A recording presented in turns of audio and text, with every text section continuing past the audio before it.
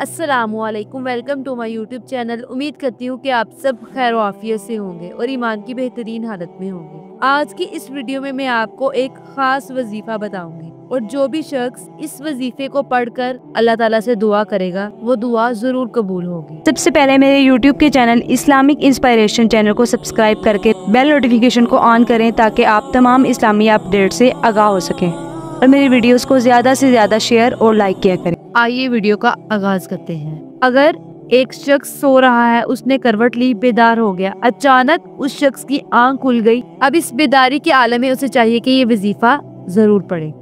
ला इलाहा इल्लल्लाहु वहदहु ला शरीका लहु लहुल मुल्कु व लहुल हम्दु व हुवा अला कुल्ली शैइन कदीर, और इसके साथ सुबहान अल्लाहि वल्हम्दुलिल्लाहि वला इलाहा इल्लल्लाहु अल्लाहु अकबर वला हौला वला कुव्वता इल्ला बिल्लाह।